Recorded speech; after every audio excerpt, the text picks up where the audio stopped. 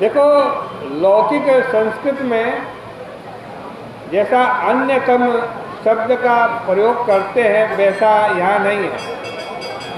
यहाँ तो अतिशय पृथक भूत का वाचक है। पानी में बुलबुले पैदा होते हैं ना, वैसे ही ये शरीर भी पैदा हुआ।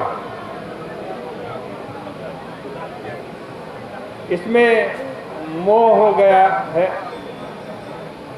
लेकिन आत्मा बिल्कुल अनासक्त है। जिसके लिए तुम शोक कर रहे हो वह क्या नींद में है आपके साथ? उसमें तो अब न श्रोता रहा और न वक्ता रहा, फिर उसके लिए तुम क्यों रो रहे हो? आत्मा देहादि से भिन्न है, प्राण से भी पृथक है। वह शरीर छोड़ करके चला गया। अब स्थूल शरीर में एक शक्ति होती है जो सूक्ष्म शरीर के साथ संबंध रखती है। सूक्ष्म शरीर मोह के द्वारा आत्म चैतन्य के साथ संबंध रखता है। जैसे जब बल्ब का फ्यूज हो जाता है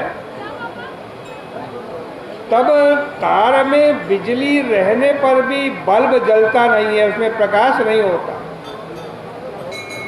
वैसे ही जब स्थूल शरीर में सूक्ष्म शरीर के साथ संबंध रखने की शक्ति क्षीण हो जाती है तब उसमें प्रकाश नहीं होता।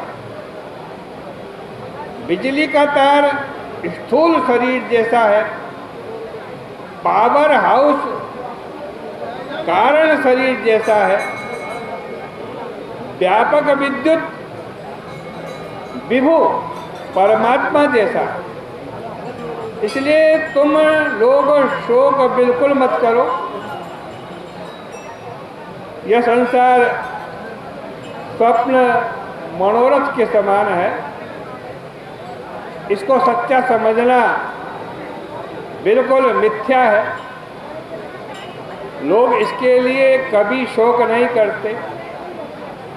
महात्मा लोगों का यह कहना है कि शरीर नित्य हो तब भी शोक मत करो और अनित्य हो तब भी शोक मत करो, क्योंकि किसी भी वस्तु का स्वभाव बदला नहीं जा सकता।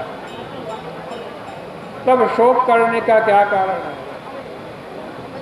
यमराज ने कहा, मैं इसके संबंध में एक छोटा सा उपाख्यान सुनाता हूँ। एक बहेलिया था, वह चिड़ियों के लिए यमराज के समान था। उसने जाल फैलाया और पक्षियों को प्रलोभित करने लगा।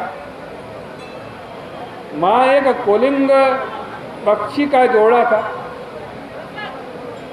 जिसको बहेलिये ने चारा चुगते देख लिया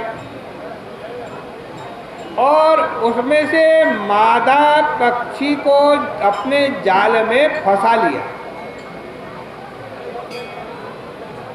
यह देखकर नर पक्षी रोने लगा कि हाय हाय, देवता ने हमारे साथ बड़ी निष्ठुरता की।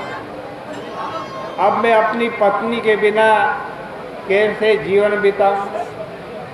हमारे बच्चे अभी बहुत छोटे छोटे हैं। वो विलाप कर ही रहा था कि बहेलिये ने तीर का निशाना साधकर उस नर पक्षी को भी ढेर कर दिया और कृतार्थ होकर के अपने घर चला गया। इसी प्रकार इस संसार में लोग दूसरे के बारे में शोक करते हैं कि हाय हाय, हमारा वह व्यक्ति मारा गया, वह व्यक्ति बिछुड़ गया। लेकिन उन दुखी होने वालों पर भी काल ऐसा निशाना मारता है कि वे भी मर जाते हैं। एवं योऽयमपश्यद्देवं पश्यन्त्य आत्मा पायमबुद्धय नैनं प्राप्स्यथ सोच्यन्त्यः पतिं वर्षशतैरपि। देखो भाई, अगर तुम लोग 100 वर्ष तक भी रोते रहोगे तो क्या ये मरा हुआ व्यक्ति वापस लौट आएगा? इसके लिए तो एक क्षण भी रोने की जरूरत नहीं। हिरण्यकश्यप ने कहा, बालक रूप यमराज इतना कहकर के अंतर ध्यान हो गए। उनकी बातों से सबको बड़ा आश्चर्य हुआ और उन लोगों ने समझ लिया कि यह संसार अनित्य है, अयथोत्थित है। अयथोत्थित का मतलब जैसा दिखता है वैसा बिल्कुल भी नहीं। इसके बाद उन लोगों ने उस राजा की अंत्येष्टि क्रिया कर दी। अतः किसी के लिए तुमको शोक नहीं करना। अपना और पराया केवल अज्ञान के कारण ही प्रतीत होता। नारद जी ने कहा, युधिष्ठिर, हिरण्यकश्यप की बात सुनकर उसकी माता और भाई की पत्नी सबके दुख दूर हो गए। दुख तो एक दिन दूर होते ही हैं। कौन किसके लिए हमेशा रोता है, कौन किसके लिए हमेशा दुखी रहता है। अतः जब कभी किसी से आज मृत्यु हो जाए, किसी से आपका वियोग हो जाए, तो उसके लिए हाय हाय नहीं करनी चाहिए।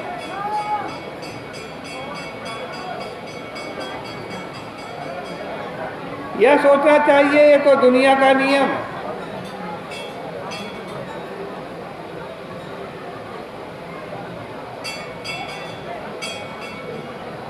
आप देखो, जरा विचार करो, आपको अभी किसी बात का बड़ा दुख है, बड़ा शोक है, उसके लिए आप हाय हाय कर रहे हो, रो रहे हो, कह रहे हो तेरे बिना हम कैसे रहेंगे, तेरे बिना हम कैसे। 6 महीने बाद भी क्या ऐसा ही कहोगे?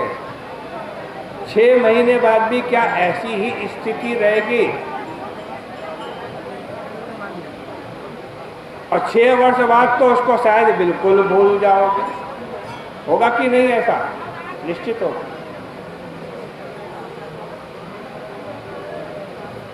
आप देखोगे फिर 6 साल बाद उस मरे हुए व्यक्ति को कोई याद भी नहीं कर रहा। यदा कदा याद आ जाए तो आ जाए, नहीं तो नहीं आता। मनुष्य सब कुछ छोड़ता हुआ चल रहा है, रास्ते में चलते हुए देश को छोड़ जाता है, काल के प्रभाव में काल को छोड़ जाता है, और वस्तु स्वभाव के प्रभाव में वस्तु को छोड़ जाता है। इसलिए छूटी हुई वस्तु की और दिमाग ले जाने की कोई जरूरत नहीं। परमात्मा बिल्कुल नए नए रूप में तुम्हारे सामने आ रहे हैं। वे जब जिस रूप में आए उस रूप में उनका स्वागत सत्कार करते चलो। इस प्रकार श्रीमद् भागवत जी के 7वें स्कंद का ये दूसरा अध्याय भी परिपूर्ण हो रहा है।